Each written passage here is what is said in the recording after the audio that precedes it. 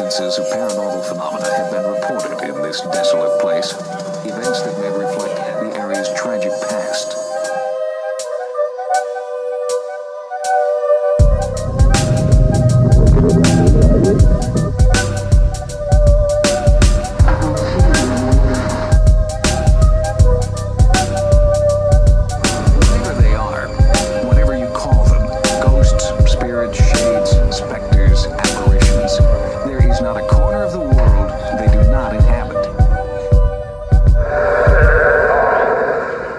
I'm coming through. What's going on, guys? Welcome back to Other Dangerous Podcast, where we talk all things paranormal. I'm Ken James, and this is Jason McKittrick. Da, comrade. Nice. And if it can haunt, howl, or dwell in the dark, we want to talk about it. So here we are, gang. We finally made it. Our new format is here. I'm looking at him. He's looking at me. We're touching tips right now. That's fingertips. So we're here, we're doing it, and it's showtime. It's go time. We're feeling good. The booze is flowing. Naturally. Yeah, and we're ready to go. So tonight's episode, we are going to be covering the Dyatlov's past case, and is this a good one? Oh, it is. It's nummies. It's good stuff. It's one of those cases where it gets weirder the more you look into it, and then every 6 months somebody comes up. No, I solved it. That other guy fucked that guy. Now I solved it. Well, yeah, what was the most recent one? Actually, you know what? Before we go into that, I will be bringing you this week's jump scare.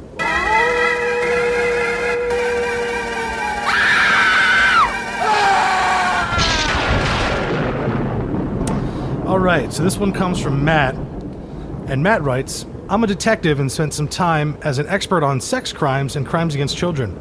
It was the best worst assignment I've had. One case I had came in at midnight. A young woman with a toddler comes into one of the precincts to report her ex-boyfriend who raped her during a custody argument.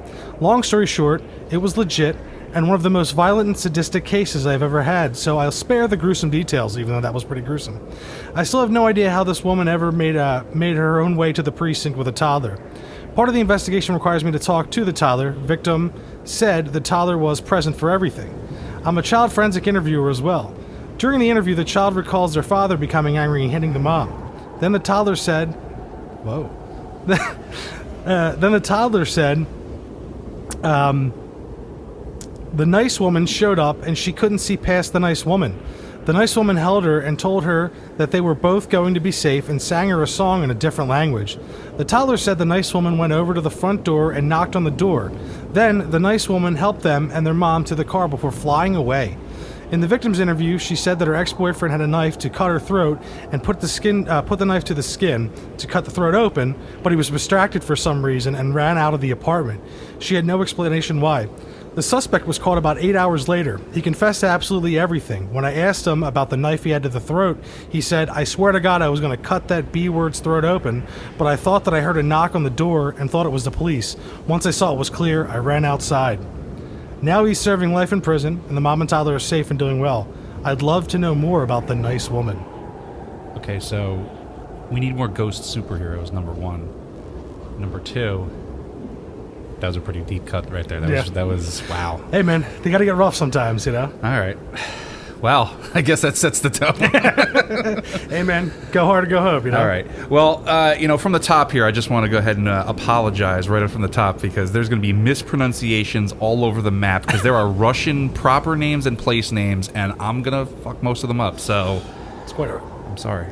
I'm sorry in advance. I don't have the best track record of pronouncing things from other countries, so... That's true. I think, you know... That's why you're here. That's actually one of your job descriptions. Yes, fuck things up. Yeah, exactly. And for you to correct me. It's yeah. fine. I love getting that. It's fine. It's fine. It's fine. In his head, he's going, fucking asshole, you fucking asshole. Yeah. So the Dyatlov Pass incident, going all the way back to 1959 here, I think this is one of those ones that by now pretty much everyone has heard of because I remember, early 2000s, it was like, wow, what's this about? And I remember the first time I heard about it, I sent you something. Yeah. I was like, dude, did you hear this? And you're like, no. And you're like reading, you're like, dude, this, and I was like, it gets weirder and weirder as you read it because it's just insane. The injuries, the timelines, the weirdness. The vodka. Yeah. Well, there's a lot that goes with it, and then recently you sent me what you were talking about at the beginning, someone always solves it, and someone like designing something like the graphics for like Frozen 2 or something, right? Was like, it was a what kind of avalanche was it? Oh God, there's a few different types of avalanches. There's the ones where it's just like I think it's called a slab avalanche. Slab avalanche. Yeah. That was the one. That was the newest. That's the newest. Yes. We figured it out. But even the forensics that go along with it are saying that that's not conducive to a slab avalanche. No, no. Every 6 months, Tommy Lee Jones comes out and he's like, look, swamp gas from Venus bounced off of it. It's like... And then he goes, I don't care, Yeah, exactly. Oh, right. Yeah, exactly. Yeah, exactly.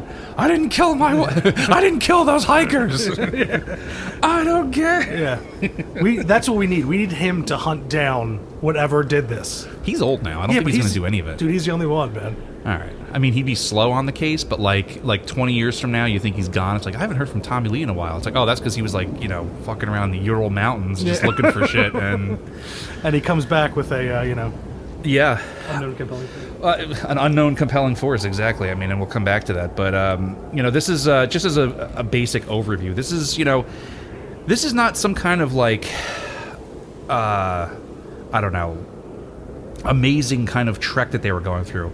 Yes, it was in somewhat difficult terrain, but everybody on this hike was an expert.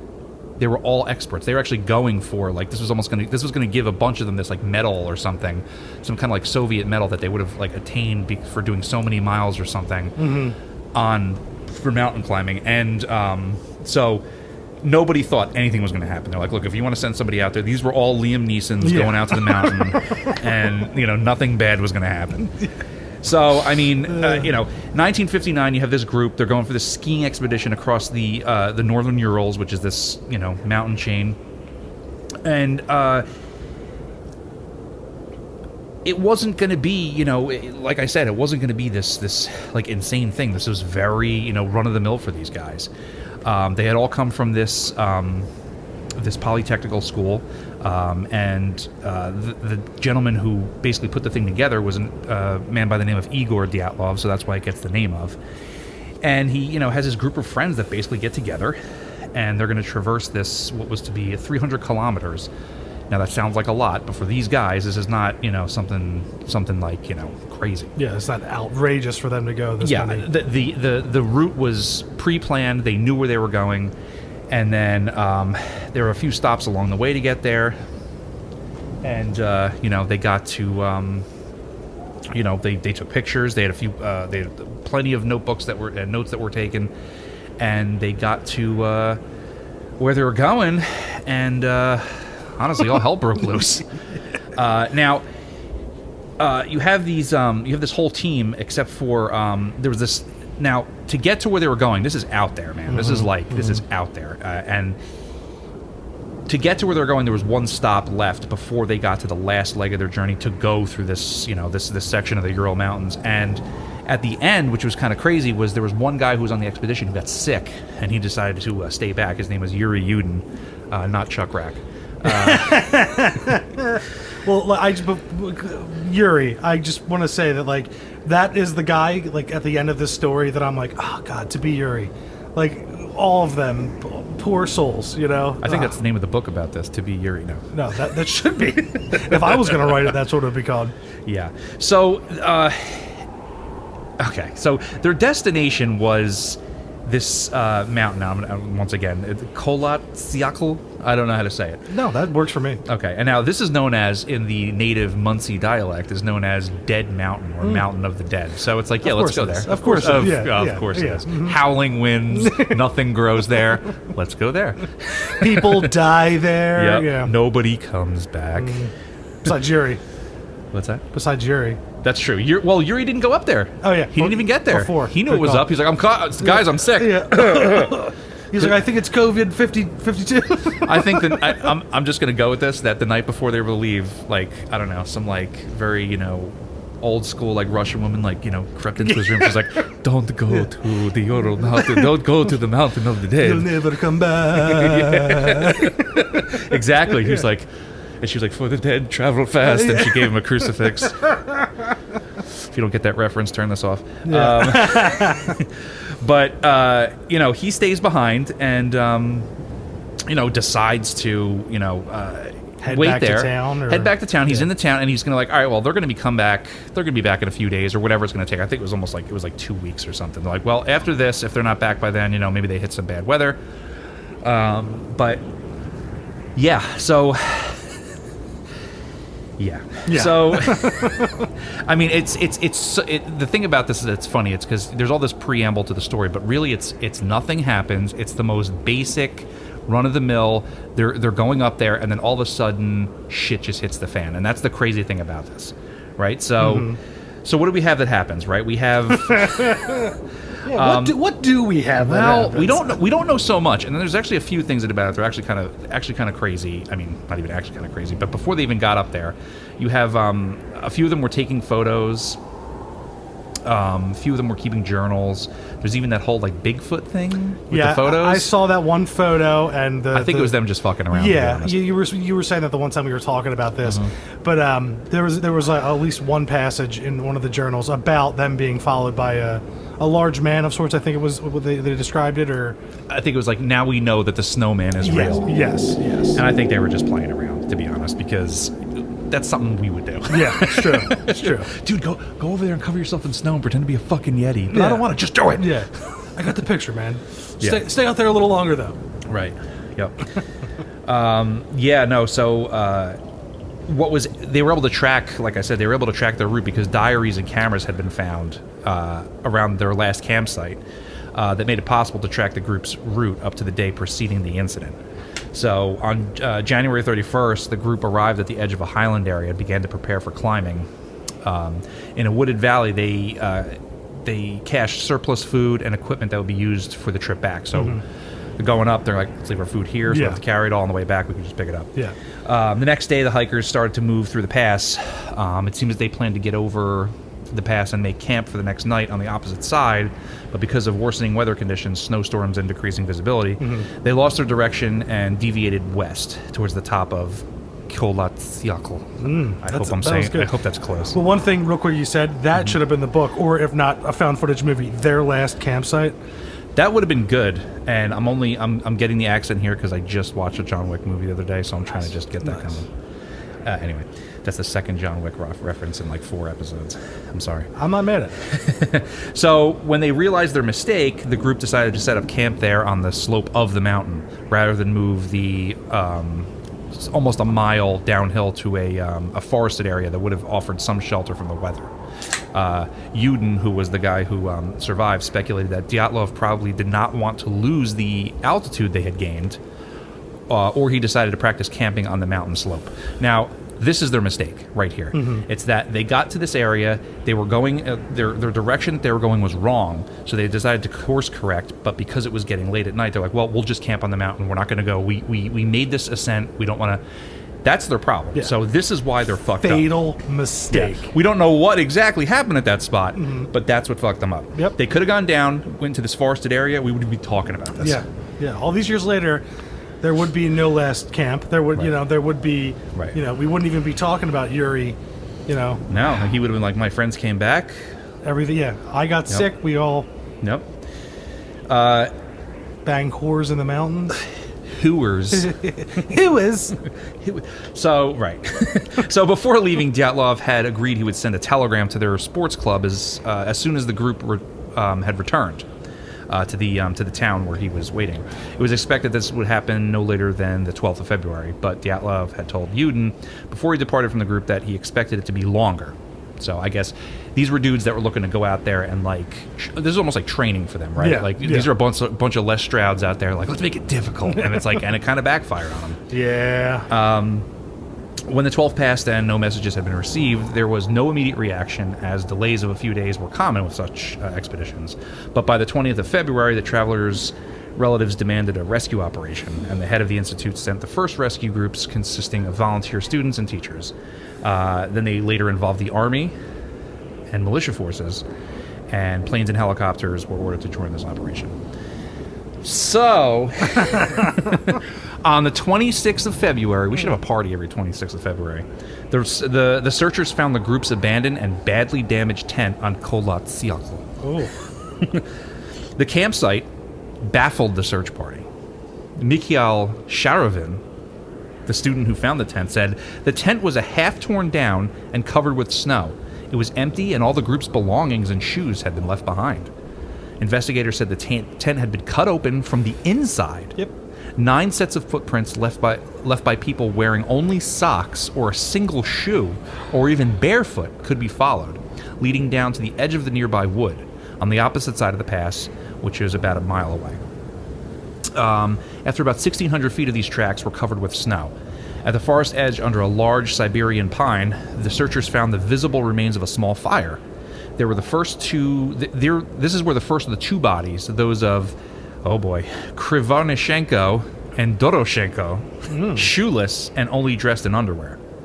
The branches of the tree were broken up to 5 meters high, suggesting that one of the skiers had climbed up to look for something. Perhaps the camp. Well, there's speculation. Just we'll go into it later. Yeah. Between the pine and the camp, the searchers found 3 more corpses: Dyatlov, Kalmogorova, and Slobodan. Slobodan. Yeah. Who died in poses suggesting that they were attempting to return to the tent. Ooh, what does that mean? Because I've seen the pictures. Yeah, I have too. So, there's one dude that's almost almost and there's another guy that's just crunched done. up. Yeah. Some of the corpses I think was kind of cool. Do you ever see from the concrete bodies from Pompeii in Italy? Yes. They kind of resemble that, where they're like, yeah, and the reaching one, some of them are even kind of like that, bro, like that, like that. My love, she's leaving. It's weird, man. But the one that gets me is the attempting to climb the tree. You're not. It's frigid weather. You're in the snow. You just trekked all the way out there. Right. You're climbing a fucking tree with no socks. We'll get to that. Yeah. So they were found at distances of 300, 480, and 630 meters from the tree. Finding the remaining 4 travelers took more than 2 months. They were finally found on May 4th under 4 meters of snow. Why am I getting all these meters? Sorry, folks. 13 feet of snow. This is America. We don't fucking do meters. 13 feet of snow in a ravine that was 246 feet into the woods from the pine. So it was like this ravine that they had either fell down or maybe they tried to find some kind of shelter in, and it had been buried in snow, so they come back basically in the spring. 3 of the 4 were better dressed than the others, and there were signs that some clothing of those who had died first had been removed for use by the others. Right? Yeah.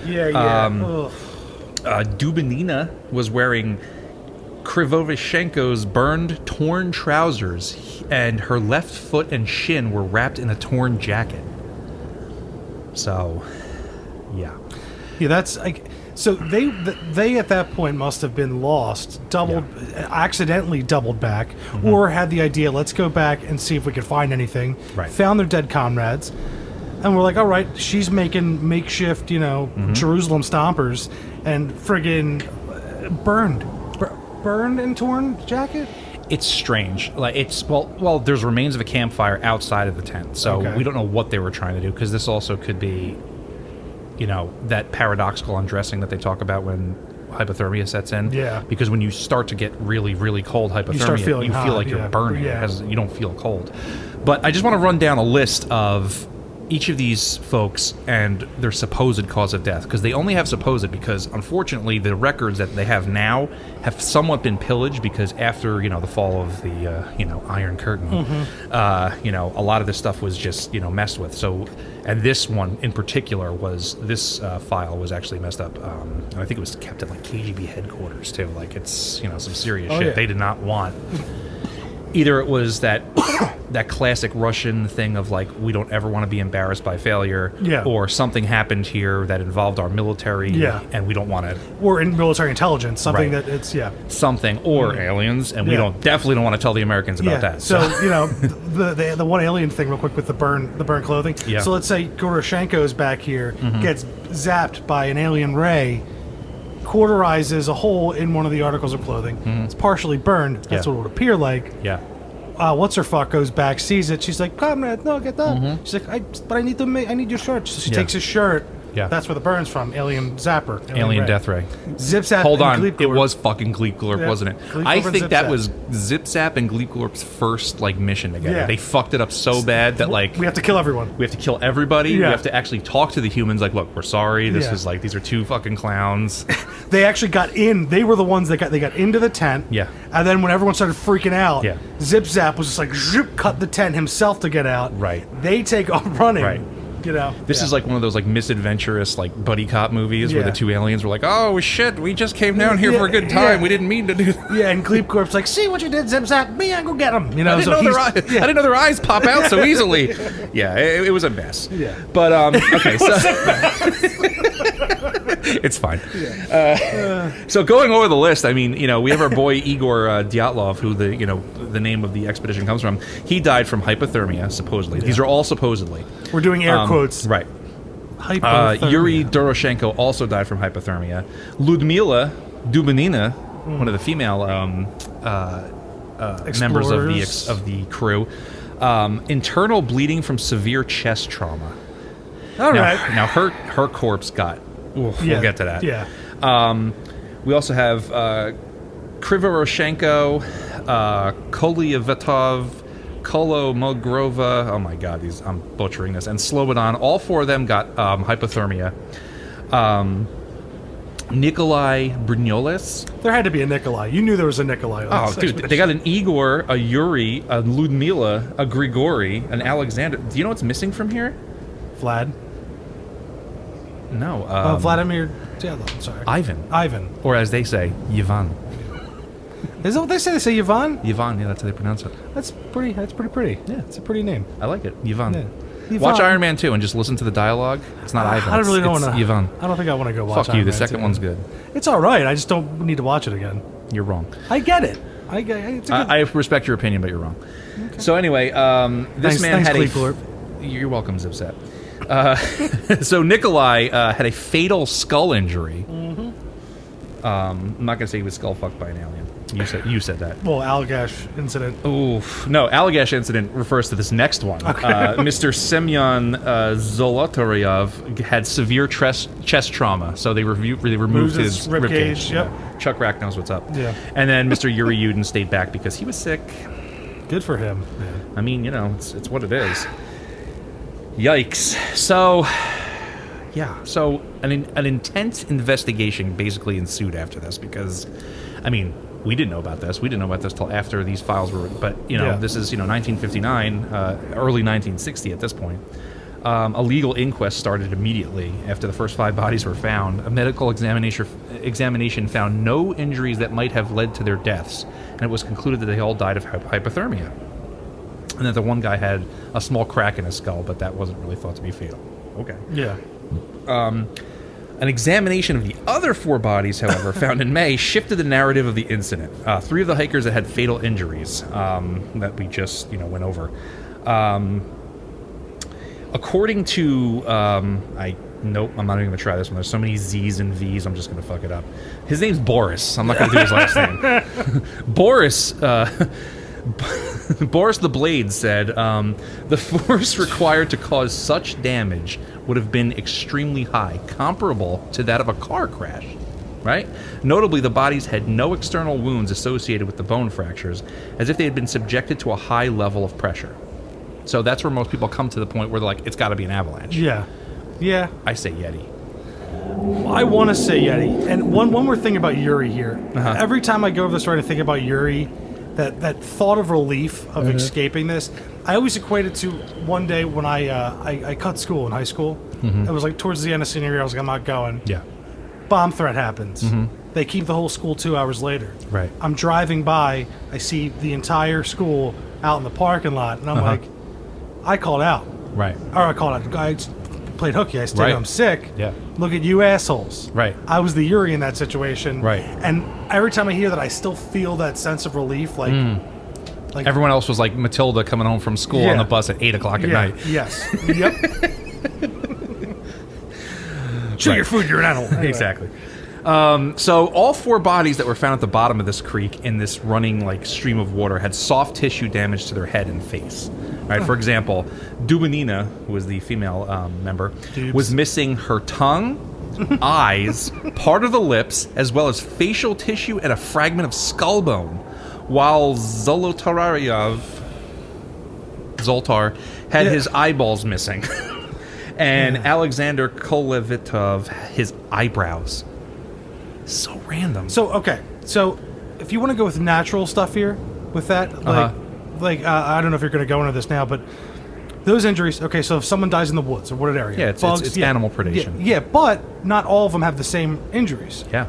So I'll tell you what happened. Okay. Eyebrows, eyeballs. Some freakish alien was taking them off and putting like a face. He was like, "Oh, I want to look like a human." Rip the eyebrows off, put them on. Totally zip zap. That's classic zip zap. Yeah, that's not a Gleep Glurp. That's a zip zap thing. And he looks at him smiling, and Gleep Glurp's just like. Yep. All these things, the medical examiner who was performing the post-mortem examination judged that these injuries happened post-mortem due to the location of the bodies in the stream. So obviously we know that's what happened, but it's still fucking weird. And they seem to be random. Now, it could be the way that the bodies were laying, like, the birds only got like I'm under snow, get my eyebrows, and that's all you can get. But, see, that's weird, because like insects will find a way to get to those things and eat them, like. And they'll even get, because they always go for lips, eyes, tongues, things like that first, like all the mushier. Well, it's almost too cold for that. They suggest it was bird predation. I don't know why I'm not buying it, because I'm not saying it's even because I want to believe that there was something else so bad. Yeah. Just the randomness of it. I know the way you were saying the way their body laying, I'm just not buying it. No, I hear you. You're telling me a bird's not going to be able to turn that fucker's head, go after an earlobe? You know what I mean? I don't know, man. Who knows? There was initial speculation that the indigenous Mansi people who lived in the area, reindeer herders local to that area, had attacked and murdered the group for encroaching upon their lands. Several of these folks were interrogated, but the investigation indicated that the nature of the deaths did not support this hypothesis. Only the hikers' footprints were visible, and they showed no sign of hand-to-hand struggle.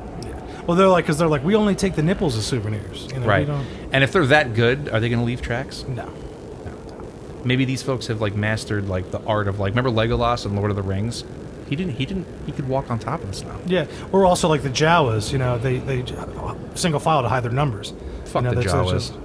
Mandalorian showed us that how fun it is to watch them get just vaporized. It is true. But I'm going off just classic Obi-Wan. These tracks are side by side. Jawas travel single file to hide the numbers. He was talking about sand people, not Jawas. That's sad. Tusken Raiders. Give me your fucking nerd card. Yeah, I'm sorry.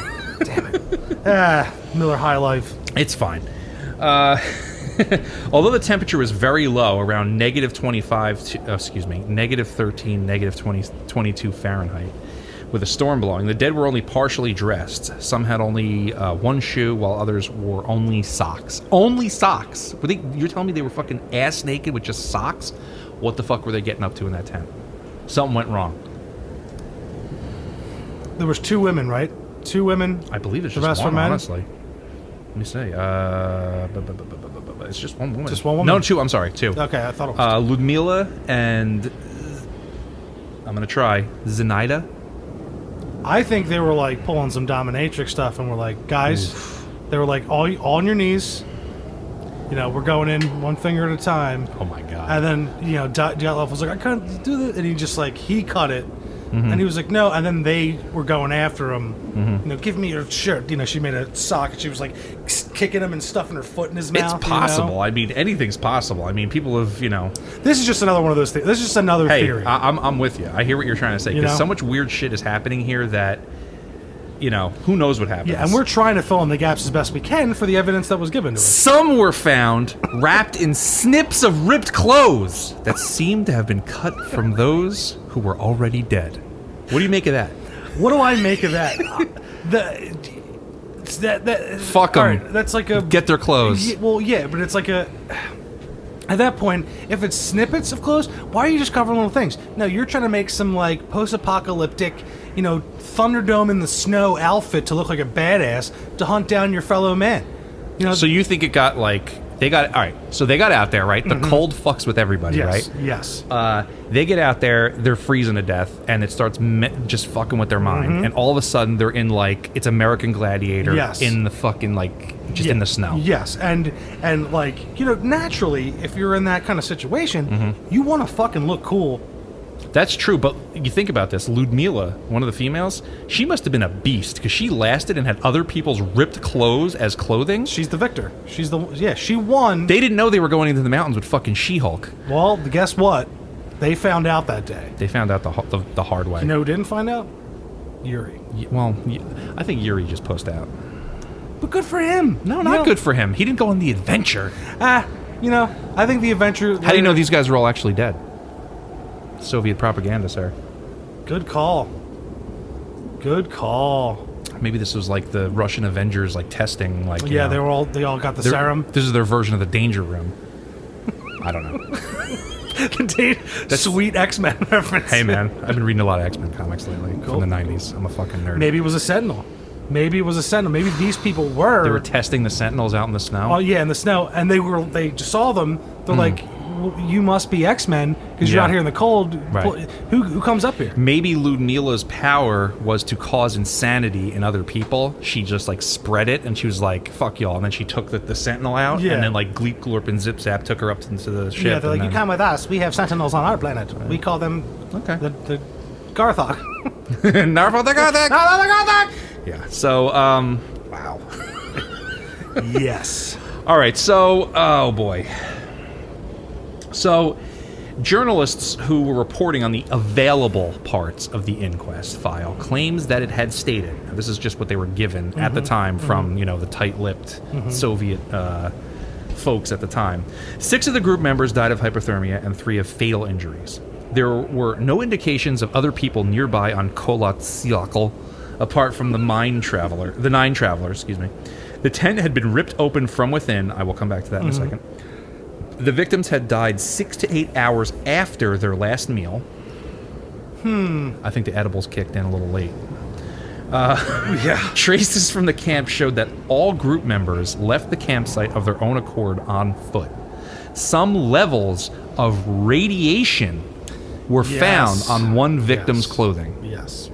Why one? That's so fucking weird. I'll tell you why. I actually know this. Isn't anything. Oh, really? Great. Yeah, he worked in a lab that was testing radiation. They have pushed this for years, and it's cool, right? Yeah. It's like, what the fuck? He's one of the children of the atom. That's why he's got fucking radiation on him. More X-Men shit.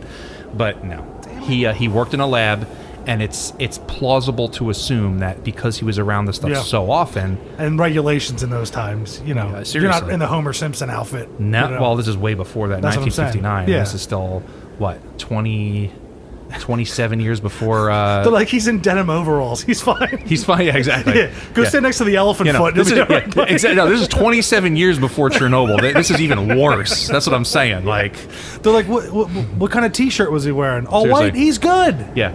They're like, we have all this radioactive fallout we need to clean up. Just go out there, stay no longer than 90 seconds, then bring the stuff back in. Yeah. And like then they come back and they just melt like the dude from RoboCop that gets hit by the car. yeah. Blat. But and that's it's crazy. It's like they're like, yeah, we'll give you an extra Coca-Cola for dinner, man. Yeah. Like just go. Yeah. Oh my god. Yeah. So to dispel the theory of an attack by indigenous Mansi people, Boris, I can't say his last name, stated that the fatal injuries of the 3 bodies... I can't, dude. Look. I just love the second attempt was like another no try. Yeah, Rob McElhenney stated that the fatal injuries of the 3 bodies could not have been caused by human beings because the force of the blows had been so strong and no soft tissue had been damaged. That's fucked up. That's the thing that keeps me coming back. Yeah. But no soft tissue damage. Yeah, so like it's like that's almost like there's like a sonic sound attack or something. Yeah. You know what I mean? Yeah, that's like I don't even know what superpower would cause that because all of them would give you like if you. I mean, obviously this is aliens. We're just spitballing. Yeah. Released documents contain no information about the condition of the skier's internal organs, which is interesting because that would have been a very big part of it, but it just wasn't in there. And there were no survivors, obviously. Yeah. 9 come in. none come out. Except for fucking She-Hulk. She fought to the bitter end. Yeah, she definitely did. Do you think she... Oh, man. Okay. Torn rib. She had, like, what were you going to say? Do you think she I was going to say, I just imagine her, like, fighting some kind of, like radioactive, like, mutated fucking, like, bear out there. And she's like, I'm going to bring up Liam Neeson again, like the Gray. And she's just out there taking whatever she can. Or like, the samurai in Predators, where he's up against one of the coolest scenes ever. But, but, like, you know... She's got her, you know, she's tattered clothes up there, and she like has this is very old. The sword is awesome, but she like has like, you know, she wraps the ribbons around like the one rock that she could find. Yeah, and she's got it in her hand like just like a, you know, and she fought to the death. Yeah, and then the other aliens came down. And they took their She was sitting there. There was her and one more guy, and she was like, "Why don't you just let it go?" And she was like, "They drew first blood." Yeah. Sick. And then she pushed him into it first, which gave her the upper hand for the first attack. Oh man, I can't remember the radio call from that. What was it? Something to Raven 1. God damn it. I should have been prepared. I don't have Colonel Troutman's fucking radio call. Fuck. Next episode, folks, I promise. Let us just beef up on our Rambo. Just do an episode on Rambo. Yeah. That's First Blood is a perfect movie. We have to mention Frank Reynolds. It's a perfect movie. Don't dispute me. Because Frank Reynolds, he always confuses his life with Rambo's. Well, it'll happen, but I mean, Rambo fucks up Brian Dennehy in that movie. Dude, remember they don't take him seriously, and like, what does he do? He throws a rock at that dude in the copter, and he just falls out, and they're like, oh, shit. That meme where Brian Dennehy's grabbing, and you see it on his face, you know, you're like, John Rambo's going to kill everyone. Mm-hmm. Maybe that's what happened out there in Dyatlov's Pass. You think this... All right, so Dubinina, whatever her name was, what was her first name? Fuck, these are like tongue twisters. Yeah. What was her first name? Ludmila. She's out there. She was actually trained by the KGB. This is what I choose. This is my truth. Yeah, they found out that John Rambo was living out there. No. Oh. No, she... Ludmila was trained by the KGB, like some kind of like Soviet Weapon X program. She's trying to live a normal life now. She's going out into the mountains, and then she encounters some kind of like military experiment. And they're like, "Oh, we're just going to kill these guys, see what it does to them. Shoot them with radiation, shoot them with this. Use some sound sonic weapon on them." And they try to hit her, and she's just like shrugs it off. Yeah. All right. See, and that's in line. That's in line with these new like kind of femme fatale. It's got a big resurgence, like Final Girl type things. Mm-hmm. You get like Ready or Not, You're Next. These movies where like they're like, oh, we fucked with the wrong chick here. Yeah, she's gonna make it out. Yeah, and that's what happened. Yeah, because she's trying to ski or whatever, but then she looks down at her hands and she's like, these were meant for battle. Yeah, and then she's they're, you know, you're hungry for blood, my friends. Yeah, you know, her fingers, each one. Right. You know, exactly. So, and you know, like, I think we figured it out. I mean, for this episode of hey, it's not far from what I think actually happened. But actually, it's very far. Yeah. I mean, it's, you know, at the time of the official conclusion was that the group members had died because of a compelling natural force. What the fuck does that mean? Who knows, man? That's a complete, like, dude's like, he's just a pencil pusher. He's like, I just want to finish this report and go home. Yeah, my wife's got some brats. Natural force. Well, it's compelled. Yeah. Natural. But all right, let's break it down. Compelling. Mm-hmm. It's compelled to do it. It's acting on a will, on its own will, right? Well, I would say compelling that it's like when you're looking at it, you're like, wow, that's compelling. That's like, you can't ignore this. Okay, so that's how you're. Okay. That's how I would take it. I'm thinking of something that's like compelled. You're wrong. But okay, I'm wrong. I'm saying that's why I said let's break it down so I can natural. Understand. Okay. That could be anything. Yes. That could be an animal. Yeah. That could be meteorological conditions. Something that could be a fucking avalanche of nature. That could be a cold snap that's never been experienced ever, but for some reason, we'll get to that. It just fucked them up because it was so cold. Yeah. Infrasound. Did you come across infrasound? Yes, I did come across infrasound. Force. Yeah. Not midichlorians. Not the force. A force. Let's talk about the Force. Yeah, let's go into that for a second. So, all right, so Darth Maul. No, I was going to say, if Luke Skywalker was out there, none of this would have happened. Oh, my God. And I'm going to say Luke Skywalker from episode, what was it, episode 8. Season 2 of The Mandalorian. Well, there you go. Hold on, break it down. Did you cry? I cried. I almost did. I was yelling. My wife was in the shower. My wife was in the shower, and I'm screaming, Luke Skywalker! She thought something was wrong, because I was like, they did it! They they did it! You know, I'm losing my mind. I'm in my recliner that I broke it. Like, it was nuts, man. No, I was like, there's a single X-Wing. Once I saw it, literally, I dropped my drink, Yeah. and I was like, I know what's happening here. Yeah. And thank you, Jon Favreau. Thank you so much. Thank you, And Jon Dave Favreau. Filoni. And Dave Filoni, yes, Dave Filoni. I just think John Favreau has those heavy hands, and he can just make things happen. Dave Filoni's like the creative guy, and he's like getting shit done. And so is Jon Favreau, but Jon Favreau will like go and look Kathleen Kennedy in the face and be like, "We're not doing that." He'll We're do that doing thing this." that he does with his chin up, and be like, Yeah. "That's not going to happen." No, You he's know? like, no. Yeah. He's like, yeah. He's his character from PCU gutter. no. What's that movie with the with Paul Rudd and they're getting married? I Love You Man. I Love You He Man. is his Yeah. character from I Love You Man in real life. Yeah. All right. You said this is just a drop by. He said this is okay. It's just I promised we'd leave after drinks, and she fucking slept. So, okay. So this is basically the end, man, and that's really as far as it went, as far as this official inquest. In 1997, we're fast forwarding quite a bit. It was revealed that the negatives from Kirovoshenko's camera were kept in the private archive of one of the investigators, one of the guys. This gentleman, Lev Ivanov, which was kind of interesting. He knew that there was some, like, this should not be like, you know, he must have been used to how, like, Soviets did things. Like, oh, this is weird, bury it. So he was like, oh, he took the film and he's he like hid the it. deep throat of this whole thing. Absolutely. Deep Throat or Smoking Man? Well, we No, can go, Smoking Man would be the guy in the KGB, like, bury it. Yeah, yeah. Okay. Deep Throat's the one getting that shit out there, you know. Yeah, he was contacting Mulder the whole time. Yeah, I was gonna say, yeah, Right. he's one of Mulder's Lev contacts. Ivanov was the Russian Mulder. Yes. Yes. I'm going to move on. The film material was donated by Ivanov's daughter to the Dyatlov Foundation. The diaries of the hiking party fell into Russia's public domain. Russia's public domain. Just like, you get 30%. Yeah. In 2009. Oh, yeah, 2009. Yeah, I'm sure... Jesus Christ. Oh, God. Okay. So, whatever was left. Yeah. I'm sure Putin was like, hold on, let me take out all the good stuff. Yeah, Putin already knew. He's like, it goes in my private collection. Yeah, exactly. I have all the remains in my private museum. In jars. In jars. And then fast forward again to April of 2018. Zolotarev's remains were exhumed on the initiative of journalists of the Russian tabloid newspaper... Oops, I can't say it. Who are all dead now. No, this is 2018, man. I'm saying they're for them pressing so much. Them and Pussy Riot are in the gulags. Contradictory results were obtained. Excuse me. One of the experts said that the character of the injuries resembled a person knocked down by a car, and the DNA analysis did not reveal any similarity to the DNA of living relatives, which is very strange. In addition, it turned out that Zolotarov's name was not on the list of those buried in this cemetery, which is where they were all buried. They were buried in the same area.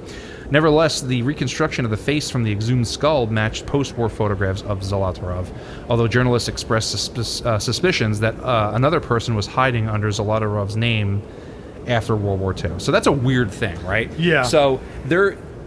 at the top of that, it's like, okay, the person who was in this is why it's more X-Men shit. Yeah. The person they said who they were was actually someone using a post-World War II identity and hiding as somebody else. So, like, they uncovered another, like, layer to this that has nothing to do with the accident. Yeah. But this is someone, like, either they were running from something. Well, no, what else would they be doing? Yeah. They're using somebody else's identity. Yeah. Which is interesting. So I say Omega Red. When are they going to get around to him? Anyway. In the movies? Yeah. Never. Yeah. Because, do you know what that movie just needs to be? Wolverine and Omega Red just fucking each other up for 90 minutes at least. Yeah. I mean, just watch the X-Men cartoon episode. You get the gist. Yeah. Was that one called, like, Cold Comfort or Cold... I don't something? remember, but We're going to watch it after this, guys. Yeah. Oh, the X-Men cartoon. Anyway. Yeah. That's interesting because you have all that World War II stuff that comes into it. Yeah.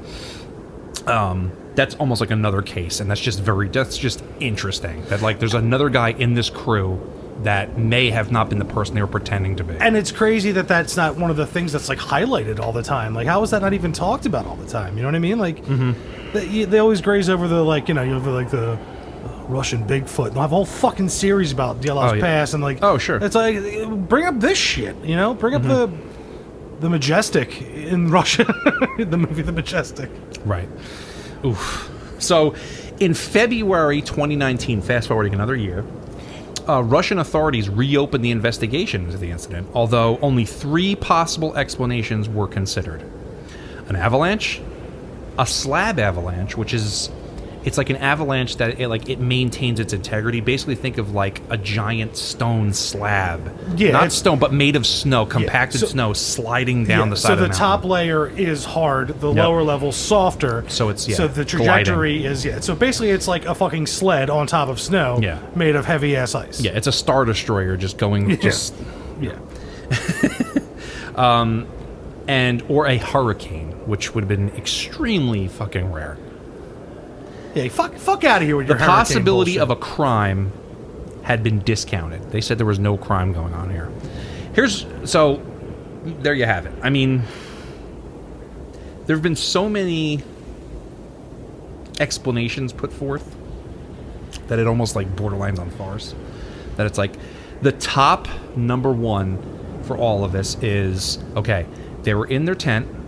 They did not bring a tent that was good enough, for lack of a better term, to deal with these extreme temperatures, right? They encountered winds, high winds, something that they basically froze. Now, inside their tent, they had a, because of the cold temperature, they had a stove in there to basically heat in there. They could cook on it, and it helped heat it. But it was so cold that night, either they couldn't get it lit, or they just weren't warm enough. So they basically start to freeze, right?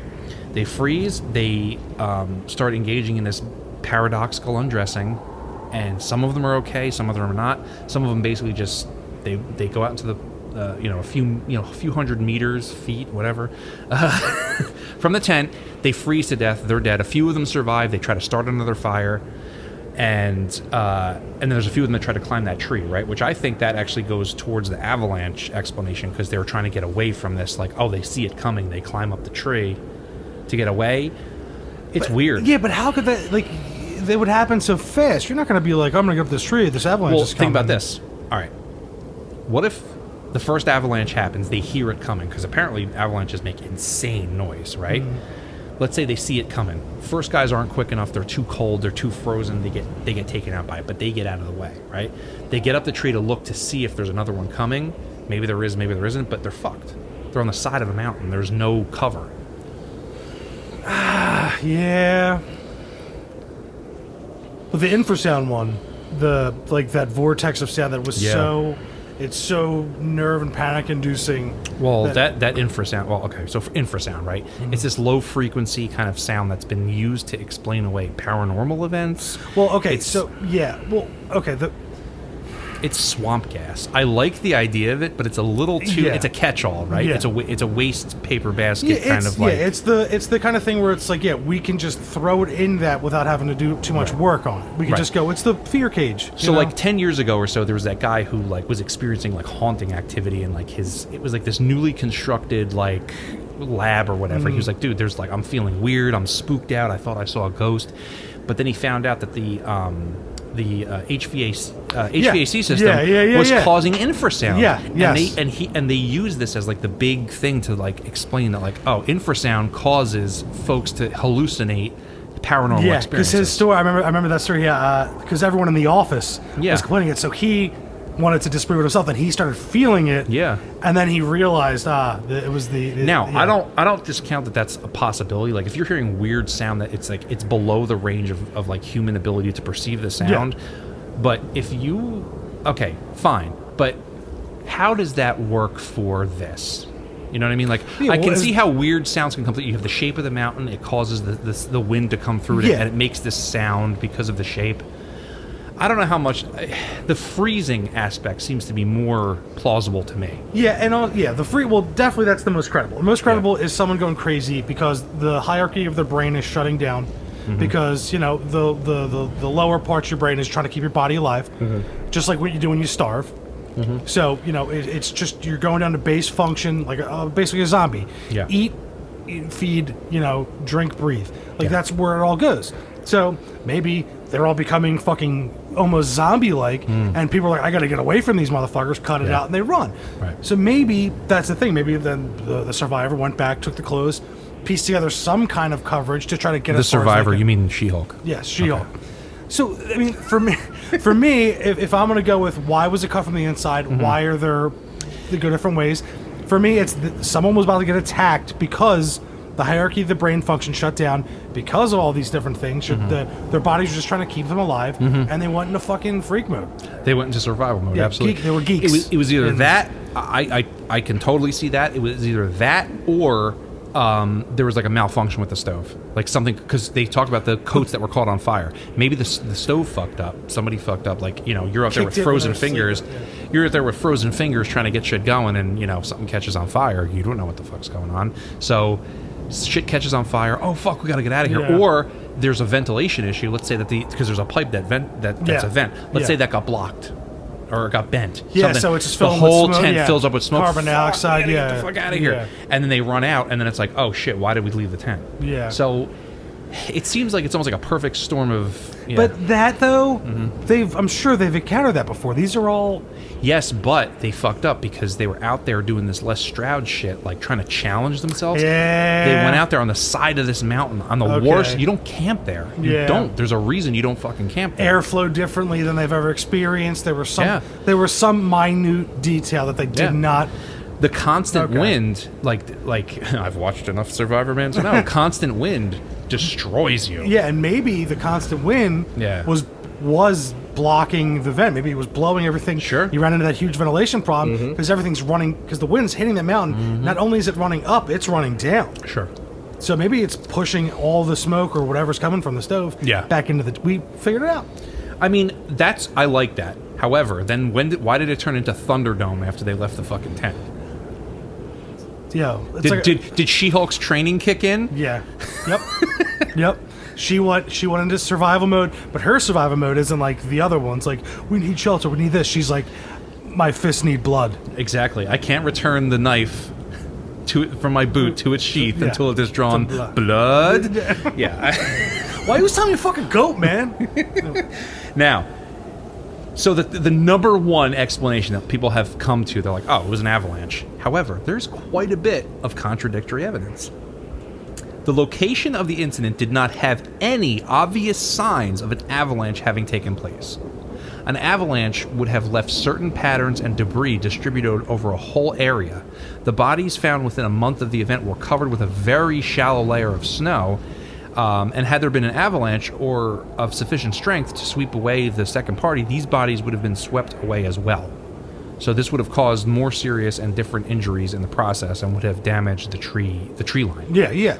And the tent was on top. Yeah. And It all wasn't the shit they buried. found was on top. It's Yeah. like the people in the ravine. So, once again, you're doing the And this is swamp gas. this was the first investigation, not the second one where Yeah. they found after there was some springtime melt. Yeah. This is before it was on top.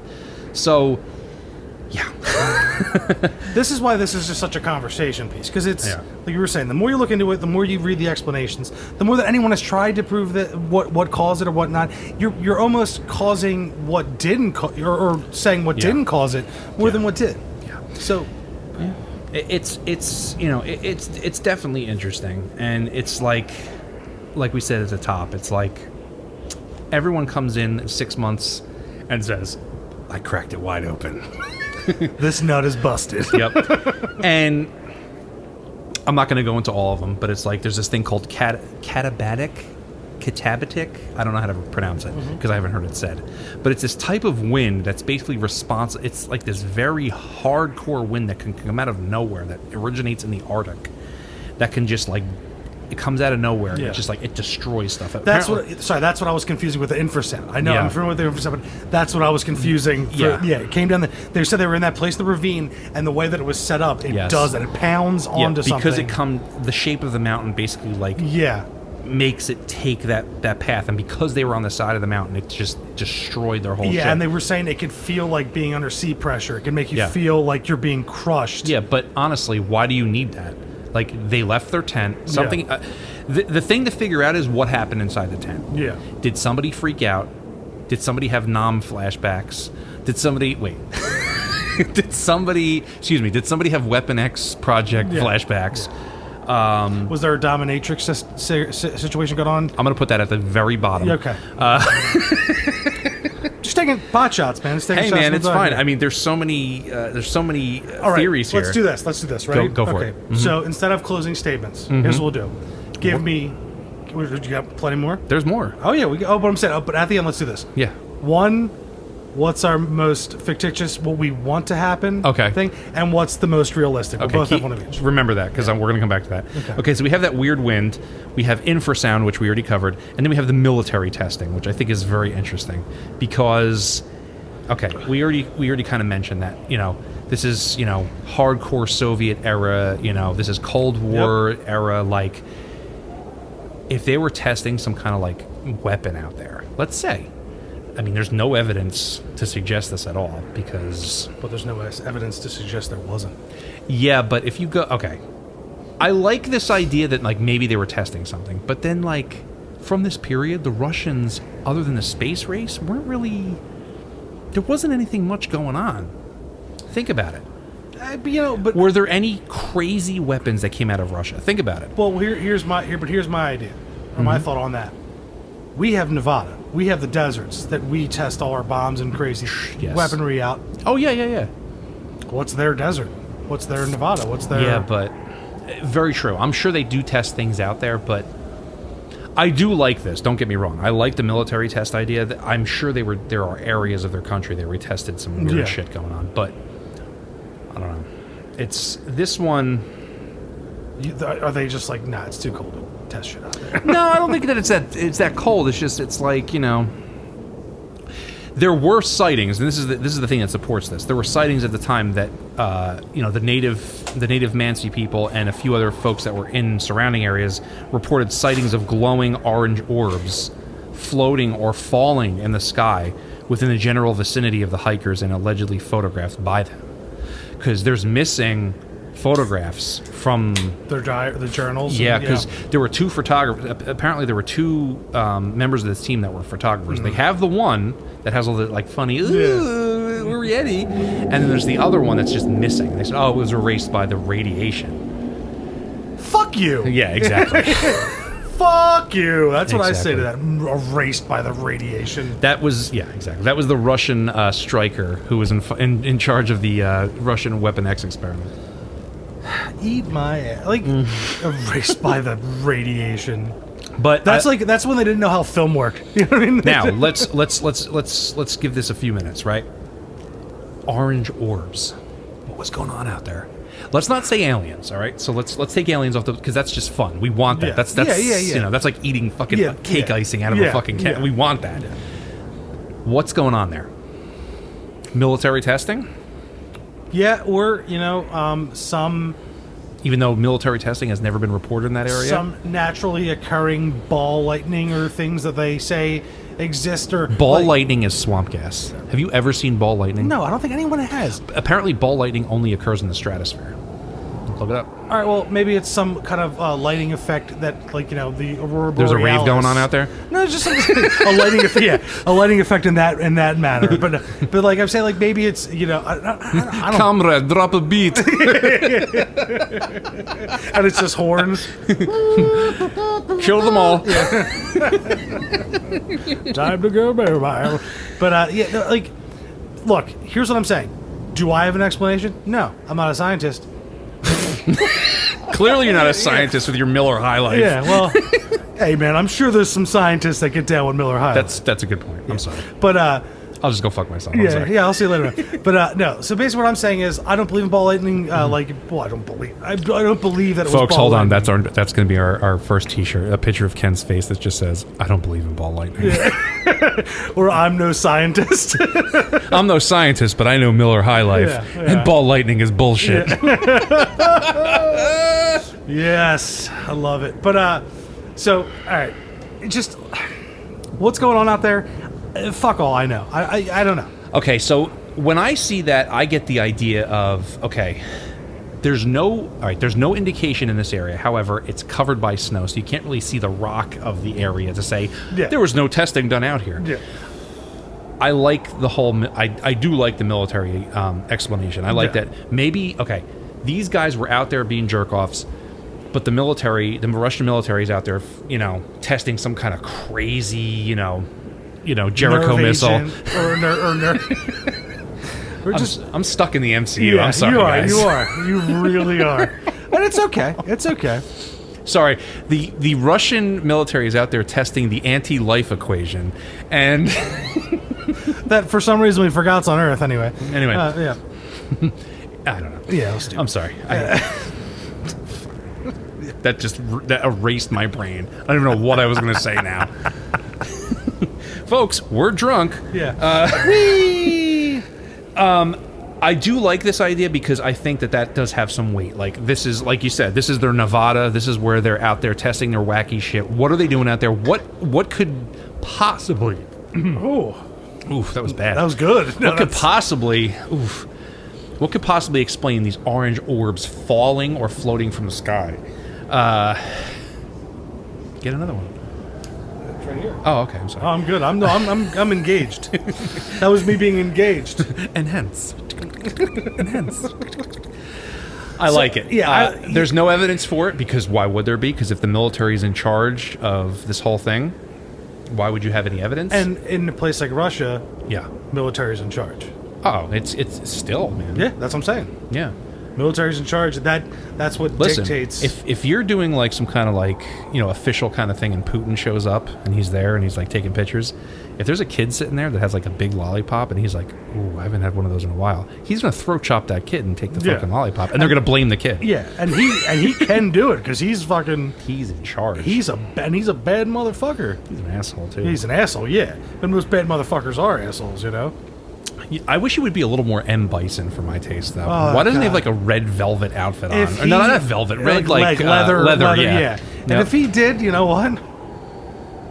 He'd have to get that screw. We'd have to get a. Yeah, it's the Psycho Crusher. Yeah. Well, we'd have to get a real life Guile. Yes. Which I wish. Who would be your real life Guile? My real life Guile. Time is not a thing. If you have to go back in time, whatever. Who's your real life? Yeah. Okay, so not visually, but who's the guy that I'm putting up against an M. Bison type? Teddy Roosevelt. I'll go with that. He gave us a speech, got shot in and continued because he had the speech, and the bullet penetrated. It didn't go all the way through. His pocket exploded. Everyone gasped. He went and continued his fucking speech. Yep, and then at the end was like, all right, I should probably go seek some medical attention at this point. I don't know, though. I mean, he was like, he was balls, like, he was political balls. I want, like... Bro, he got the Rough Riders back together and rode out with them. He has a Bigfoot story. We're going to have to do a Teddy Roosevelt. Yeah, we are going to have to do it, because Teddy Roosevelt... Fuck what you heard. Teddy Roosevelt just wasn't political balls. Teddy Other Roosevelt, Dangerous podcast. Fuck what you heard. Yeah. All right, let's get back to let's button this up because folks are like, all right, guys, come on. All right, so anyway, okay, so all right, so hold on. We talked about paradoxical undressing. We have, all right, we have a. Let's be honest. I looked into this quite a bit before we were recording, and there is so many folks that have come forward like, oh, I know what happened. I know what happened. I know what happened. Nobody knows what happens. And I think, like, the genesis point of this whole thing is what happened in that motherfucking tent. So here leads us to our closing statement, which go is, for it. You give me yours, what is your fantasy, like, and what is your reality version of what happened? Okay. So these are closing statements, and then we're going to button it up. Yeah. So my fantasy, what I think... All right, one of those, and I'm going to actually go for... One of them had some kind of, like... And I like that World War II aspect of somebody... Somebody in the group lost their shit. Like, they were like, all right, this is our crew. I vouch for every one of these guys. But one of them... was fucked up. Like, one of them murdered a bunch of prostitutes or something. You know what I mean? Like, Like, what the fuck?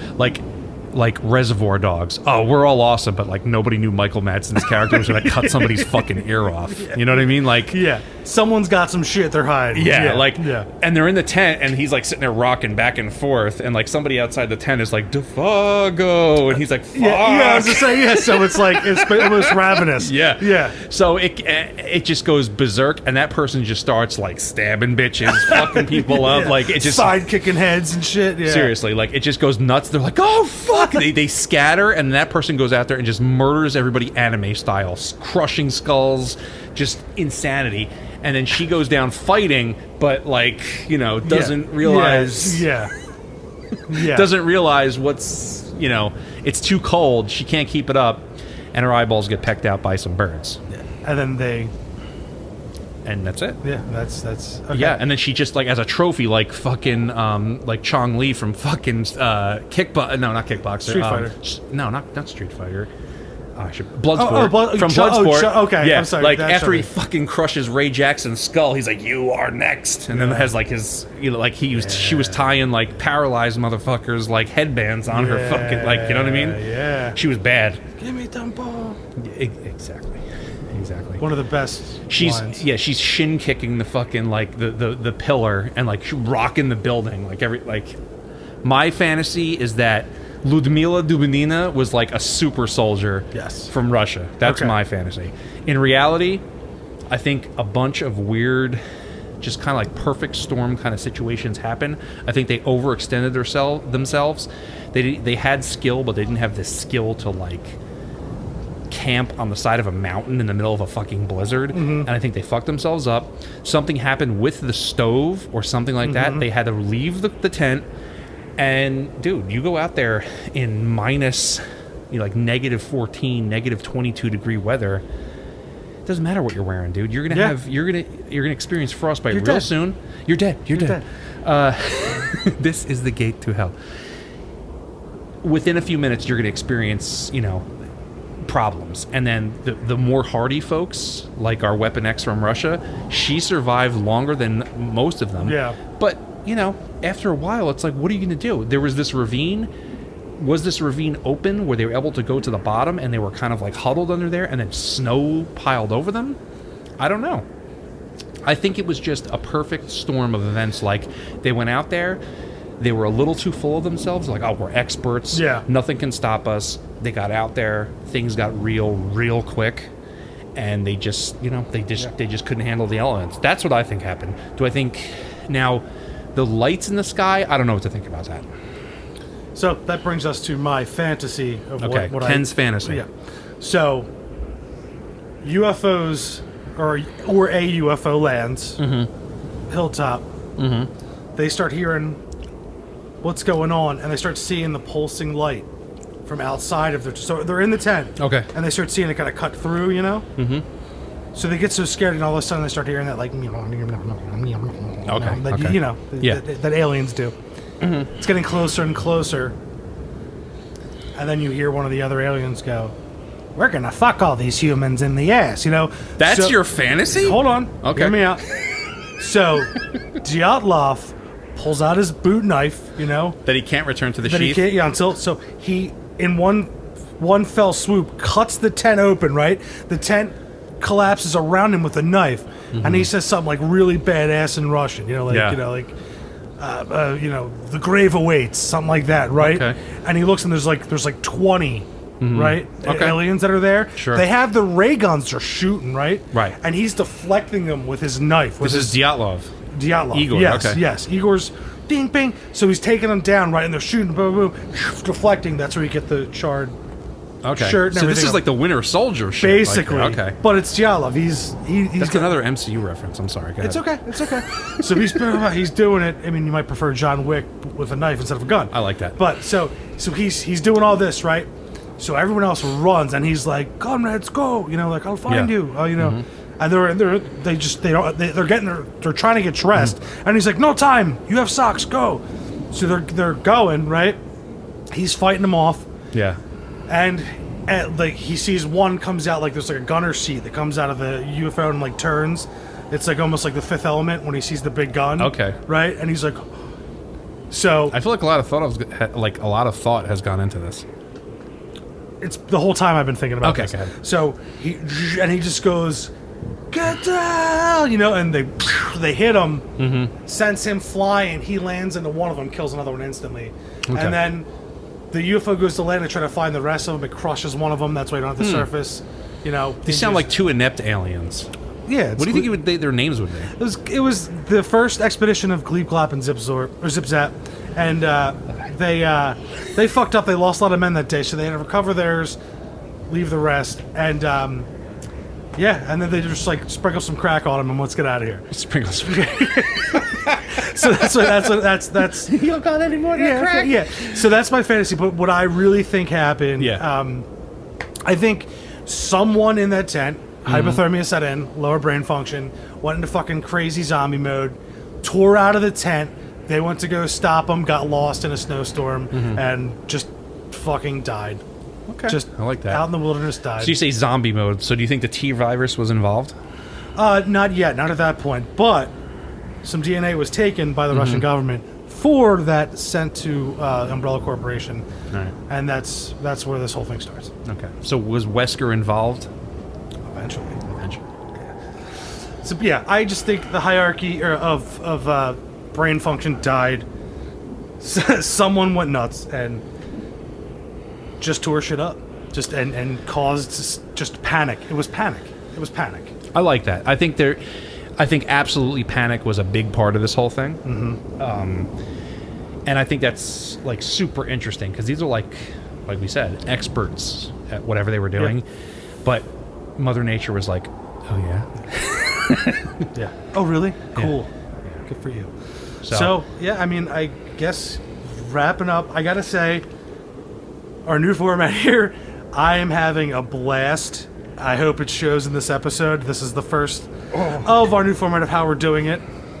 Oh, Jay's making De Niro face right now.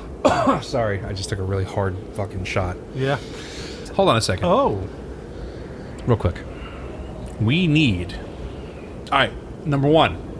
We got a t-shirt coming real soon. Absolutely. We need an illustration of Ludmila Dubinina as, like, Russian super soldier. How cool would that be? That'd be amazing.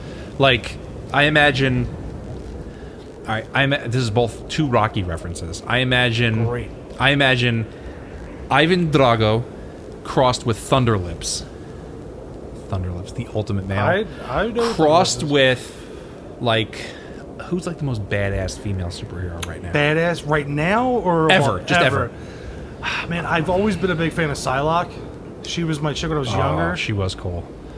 And not the bullshit Olivia Munn one. I mean, like, Psylocke. Yeah. Like Jim Lee 90s X-Men style. Yes. Oh, man. Why did I just put that question up? That's a hard question. It is a very hard question. Especially to end an episode with, because we can go for 20 minutes for this. We could, but you know what's great about this? We're going to put this episode up, and folks who are listening to the end of this nonsense, you tell us who is, like, your top female super... And I mean, when I say superhero, I mean you can pull from movies, comics, cartoons... Video games, anything. Like, I mean, if you want to put Chun-Li in there because her legs and ass were just... Let's not even say superhero. Let's say who is... Badass females? Badass female hero character. Badass female hero. Dude, I'm going to put Ellen Ripley. Yeah. For me, almost, she's like... Because when I was a kid, that was the original. Yeah. You know, for me as a kid. Yeah. Like, who else has an action figure of anybody else? Like, let's be honest, like from the 80s, 90s, like an Ellen Ripley action figure, and you're like, yeah, this is the person that fucking just roasts Xenos till the fucking cows come home. Yeah. Get away from her, you bitch. Seriously. So it's Ivan Drago crossed with Thunderlips crossed with Ellen Ripley. I'm scared. Yeah. And if you pepper in a little Psylocke there, I'm not going to hate. I mean, an energy weapon would be awesome. I mean, the sister of Captain Britain, pretty awesome. Sorry, I'm such a Marvel nerd. No, it's great. Funny. I love it. All right, guys. I'm sorry to derail this. All right, guys. But yeah, once again, we're having fun. You can tell. And wait a second. Once again, I think we're going to have a special guest for our next episode. Well, we have... If you haven't heard him in the background already. Yeah. Well, we might have to include him in all three of our next episodes because we have... Yes, that's true. We have All right. Well, let's just button it up, and Yeah. you guys will see what's coming up. All right, next. guys. So thank you for listening again. You can tell we're having fun. We're having a good time. New format is here. Yes. And for Other Dangerous Podcast, I'm Ken James. And I'm Jason McKittrick. And as always, have a spooky evening. Da Davrish. Thank you for listening to Other Dangerous Podcasts. Have you encountered the other dangers? If so, you can email us at otherdangerouspodcast@gmail.com. And if you'd like to have a discussion about the paranormal, you can find us at Other Dangerous Podcast on Facebook and Instagram. There you can find submitted pictures, videos, and artwork from listeners. We are now streaming on YouTube, Spotify, Apple Podcasts, and anywhere else podcasts are streamed. And after listening, please don't forget to like, share, and subscribe so we can continue to bring you the other dangers.